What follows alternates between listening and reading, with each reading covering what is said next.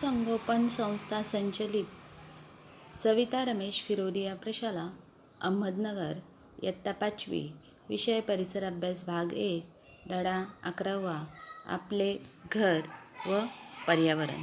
मुलांनो, आपण सर्वजण घरामध्ये राहत असतो आणि राहण्यासाठी आपल्याला घर हे आवश्यक आहे।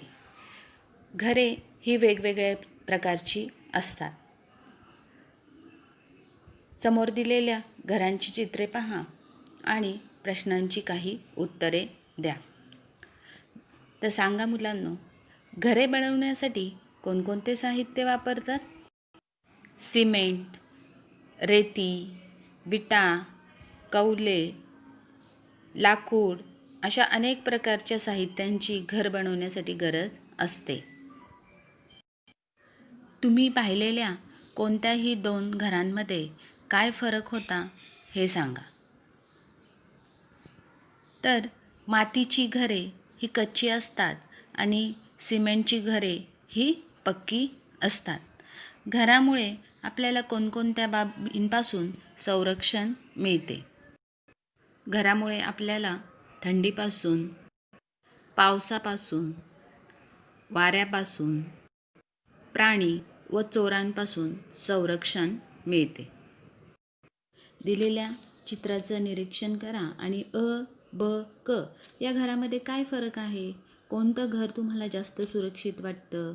तर अ हे जे घर आहे तर हे मातीपासून बनलेलं आहे। ब हे घर झाडांपासून व झाडांच्या पानांपासून बनलेलं आहे आणि क हे घर सिमेंट, वाळू आणि कौलांपासून बनलेलं आहे। तर क हे घर मला जास्त सुरक्षित वाटतं कारण ते सिमेंट, रेती, विटा आणि कौले यांचा वापर करून बनलेलं आहे। दिलेल्या चित्रांपैकी प्रामुख्याने शहरी भागामध्ये कोणती घरे आढळतात आणि कोणती घरे प्रामुख्याने ग्रामीण भागामध्ये आढळतात? तर पहा मुलांनो, बिल्डिंग आणि हे खालची 3 घरं जी आहेत तर ती ही शहरी भागामध्ये आढळून येतात। ड, ई, ई ही घरे प्रामुख्याने शहरी भागामध्ये आढळतात। तर अ, ब आणि क ही जी घरे आहेत ती प्रामुख्याने ग्रामीण भागामध्ये आढळतात। निवारा व विश्रांती। मुलांनो, आपण दिवसभर काम करतो, शाळेमध्ये जातो आणि थकून आल्यानंतरनं आपल्याला विश्रांतीसाठी जी जागा लागते ते म्हणजे आपलं घरच असतं। प्रदेशानुसार घरांची रचना। तर मुलांनो, दिलेल्या चित्राचं निरीक्षण करा आणि त्यामध्ये आपल्या भारत देशामध्ये वेगवेगळे जे प्रदेश आहेत किंवा तिथल्या भौगोलिक परिस्थितीनुसार प्रत्येक घरांची रचना असते। जसं पर्वतीय प्रदेशामधील घरे कशी, मैदानी प्रदेशामधील घरे कशी, त्याचबरोबर दलदलयुक्त प्रदेशामधील घरे कशी आणि जास्त पावसाचे प्रदेश, मध्यम पावसाचे प्रदेश अशा वेगवेगळ्या प्रकारच्या प्रदेशामध्ये वेगवेगळ्या प्रकारची घरे बांधलेली असतात। ते आता आपण एका तक्त्याच्या स्वरूपामध्ये जाणून घेऊया। मैदानी प्रदेशात ढाब्याची घरे असतात आणि आकार आणि रचना आयताकृती असतो आणि वापरलेले जे साहित्य आहे तर छत तयार करण्यासाठी लाकूड, माती आणि भिंतीसाठी दगड, माती वापरतात। जास्त पावसाच्या प्रदेशामध्ये उतरत्या छपराची घरे असतात। घरांचा आकार आयताकृती असतो आणि वापरलेले साहित्य छतासाठी कौले, पत्रे आणि भिंतीसाठी दगड, विटा। मध्यम पावसाच्या प्रदेशामध्ये उतरत्या छपराची घरांचा आकार आयताकृती, कौले, गवत आणि झावळ्या वापरून छत तयार करतात आणि दगड, माती, विटा वापरून भिंती तयार करतात। कमी पावसाचे प्रदेश आणि वाळवंटी प्रदेशातील घरं पहा की दगडाची आणि मातीची असतात। घरांचा आकार चौरस आयताकृती असतो आणि छत बनवण्यासाठी गवत, पाने वापरतात आणि भिंतींसाठी दगड, माती आणि विटा वापरतात। दलदलयुक्त प्रदेश ही गवताची किंवा मातीची घरे असतात। घरांचा आकार चौरस आयताकृती असतो। गवत, पाने वापरून छत तयार करतात आणि दगड, माती आणि विटा वापरून भिंती तयार करतात। पर्वतीय प्रदेश सपाट छपराची शिकारा असतात आणि आयताकृती घरांची रचना असते. गवत, पाने, बांबू आणि झावळ्या वापरून छत तयार करतात आणि माती आणि बांबू वापरून भिंती तयार करतात. तर पहा मुलांनो, जास्त पावसातील प्रदेशातील घरं जी आहेत ती उतरत्या छपराची असतात. दलदलयुक्त प्रदेशातील घरे, पर्वतीय प्रदेशातील घरे आणि मैदानी प्रदेशातील घरे त्या प्रदेशातील असलेल्या हवामानानुसार व उपलब्ध नैसर्गिक साधनसंपत्तीचा उपयोग करून माणसाने घरे बांधलेली असतात. वेगवेगळ्या प्रदेशात वेगवेगळ्या प्रकारची आपण घरे पाहिली. घरांच्या प्रकारात, त्यांच्या रचनेत आणि ती बांधण्यासाठी वापरलेल्या साहित्यामध्ये सुद्धा विविधता आढळते आणि यामुळे आपल्याला घरांचे वेगवेगळे प्रकार पाहायला मिळतात. बेघरपणा व बेघरपणाची कारणे. प्रत्येकाला हवा, अन्न, पाणी, वस्त्र व निवाऱ्याची गरज असते, परंतु या गरजांची पूर्तता सर्वांच्या बाबतीत होते असे नाही. निवारा नसलेले अनेक लोक आपल्याला अवतीभवती दिसत असतात. असे लोक रस्त्याच्या बाजूच्या पदपथावर, माळरानावर, पुलाखाली, पडक्या इमारतींमध्ये, रेल्वे स्टेशन किंवा बसस्थानके अशा अनेक ठिकाणी निवारा करून राहतात. त्यांच्याकडे उपजीविकेचे साधन नसल्यामुळे अनेकांना बेघर व्हावे लागते. बेघर ही एक सामाजिक समस्या आहे आणि अशा व्यक्तींना घरे बांधून देण्यासाठी शासन अनेक योजना राबवत असते. यामागे प्रत्येकाला स्वतःचा हक्काचा निवारा मिळावा हाच शासनाचा उद्देश आहे. तसेच काही शहरांमध्ये शासनामार्फत बेघरांसाठी रात्र निवारेसुद्धा उपलब्ध केले जातात. म्हणजे दिवसभर काम केल्यानंतरनं त्यांना जर झोपण्यासाठी जागा नसेल, स्वतःचं घर नसेल, तर या ठिकाणी येऊन ते रात्रीच्या वेळेला झोपू शकतात. त्यालाच रात्र निवारे असे म्हणतात. काय करावे बरे?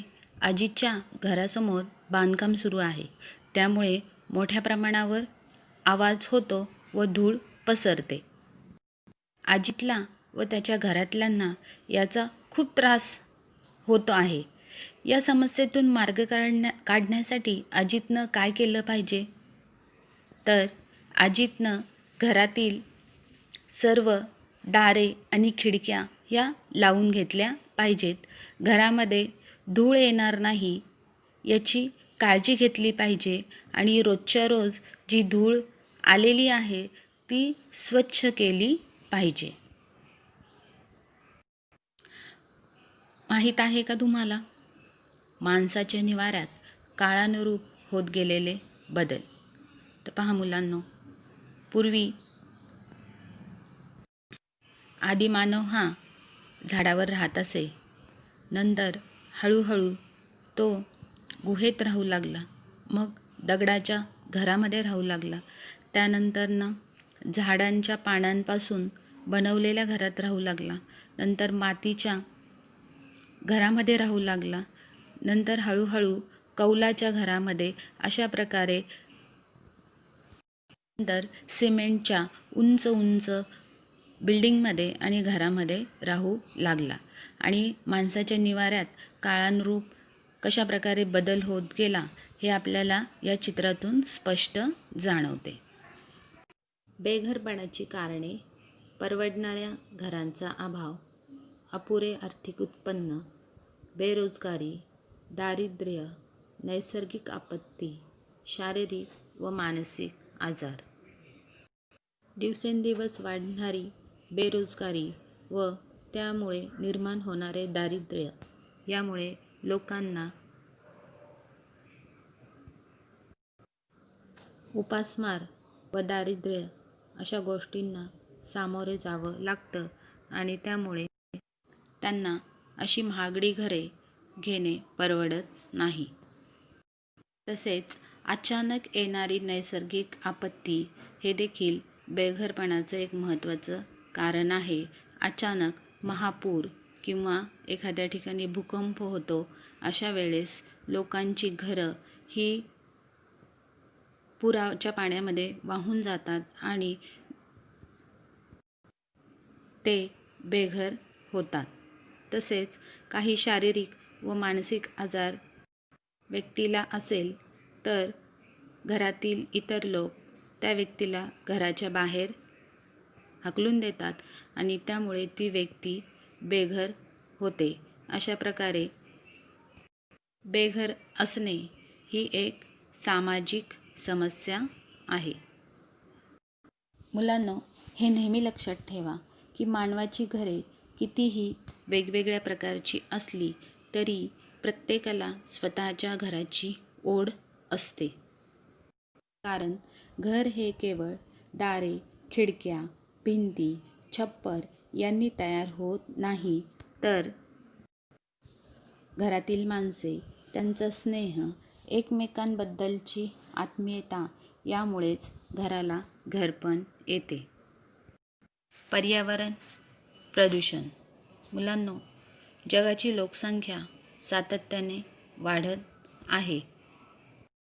त्यामुळे मोठ्या संख्येने घरं बांधली जात आहेत आणि ही घरं बांधण्यासाठी मोठ्या प्रमाणावर नैसर्गिक साधने वापरली जातात आणि ही साधने मिळवण्यासाठी मोठ्या प्रमाणामध्ये वृक्षतोड केली जात आहे. तसेच जलप्रदूषण, वायू प्रदूषण आणि ध्वनी प्रदूषण, मृदेचे प्रदूषण तसेच पर्यावरणाची हानी होत आहे.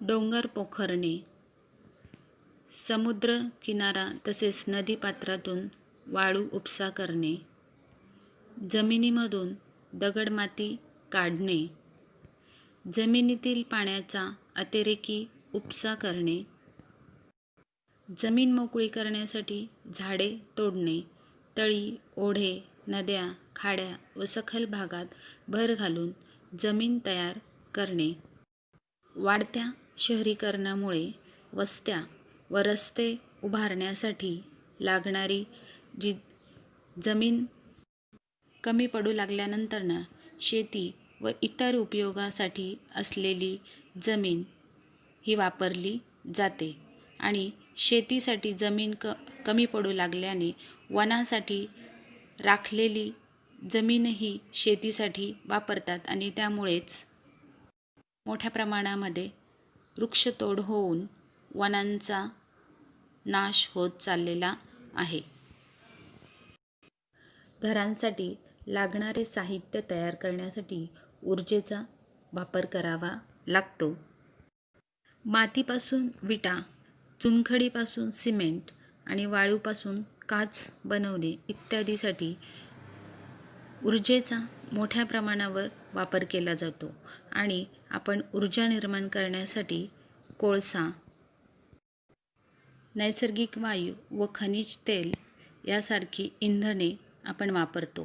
परंतु ही इंधने एकदा वापरली की संपतात आणि या ऊर्जा स्रोतांच्या ज्वलनातून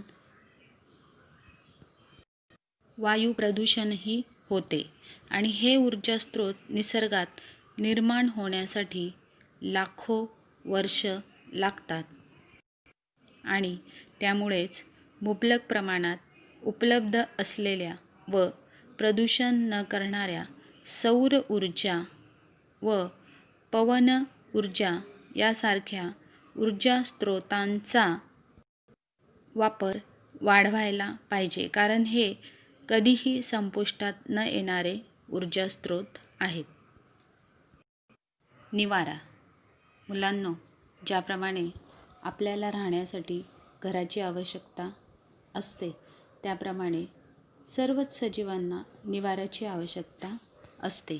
माणसाप्रमाणेच इतर काही सजीवही पर्यावरणातील विविध साधनांचा वापर करून निवारा तयार करतात. त्यांची घरे ही पर्यावरणपूरक व तात्पुरती असतात. पर्यावरणातील वेगवेगळ्या साधनांचा उपयोग करून ते स्वतःचं घर तयार करतात. आणि अशी पर्यावरणपूरक परंतु कायमस्वरूपी घरे आपल्यालासुद्धा बनवता आली पाहिजेत. पर्यावरणपूरक घराची वैशिष्ट्ये. पर्यावरणपूरक घरं नैसर्गिक साधनांचा कमीत कमी वापर करून तयार केली जातात. बायोगॅस, पवन ऊर्जा व सौर ऊर्जा यासारख्या अपारंपरिक ऊर्जा साधनांचा वापर यामध्ये जास्त प्रमाणामध्ये केला जातो. पाण्याचा पुनर्वापर तसेच टाकाऊ वस्तूंचा सुद्धा पुनर्वापर केला जातो. कृत्रिम साहित्य व कृत्रिम रंगांचा अभाव या घरांमध्ये असतो आणि घरांमध्ये नैसर्गिक प्रकाश व हवा खेळती राहण्याची सोय केलेली असते. अशा प्रकारे ही पर्यावरणपूरक घरांची वैशिष्ट्ये आहेत. तुम्हाला माहीत आहे का? पाण्याखालील निवारा. जलपर्यटन हा एक महत्त्वाचा व्यवसाय झाला आहे आणि काही ठिकाणी पर्यटकांचे निवारे समुद्राखाली तयार केलेले आहेत आणि या निवाऱ्यातून समुद्राच्या तळाचे तसेच तेथील मनोहारी सागरी जीवनाचे दृश्य आपल्याला प्रत्यक्ष अनुभवता येते आणि असे निवारे युरोप, उत्तर अमेरिका येथील किनारी भागामध्ये पाहायला मिळतात. मुलांनो, तुम्हाला माहीत आहे का? आपलं मुंबई हे शहर 7 बेटांवरती वसलेलं आहे आणि या बेटांच्या दरम्यान असलेल्या जलभागांवर दगड व मातीचे भराव घालून जमीन तयार केली गेली आणि त्यानंतर त्यावर वस्ती, रस्ते व उद्योग विकसित झाले. जलभाग बुजवून तयार केलेला हा प्रदेश सखल भागात असल्याने आजही अतिवृष्टीमुळे या भागात पाणी साचते. आपण नेहमी बातम्यामध्ये पाहतो की मुंबईमध्ये नेहमी पाऊस असतो पावसाळ्यामध्ये आणि पावसाळ्यामध्ये तिथं मोठ्या प्रमाणामध्ये पाणी साचलं जातं असं आपण बातम्यामध्ये ऐकत असतो. तर मुलांनो, आपण या पाठामध्ये काय शिकलो? प्रदेशातील हवामानाच्या बदलानुसार घर बांधणीमध्ये विविधता दिसून येते. प्रदेशानुसार असलेली घरांची रचना. घरे बांधण्यासाठी विविध साहित्य वापरले जाते. ते निसर्गातील घटकांपासूनच बनलेले असते. ऊर्जेचा वापर तारतम्याने करावा म्हणजे काळजीपूर्वक करावा. नैसर्गिक ऊर्जा स्रोतांचा वापर वाढवणे गरजेचे आहे. पर्यावरणपूरक घरांची निर्मिती आवश्यक आहे आणि पर्यावरणाची हानी होणार नाही याकडे लक्ष देणे गरजेचे आहे. धन्यवाद.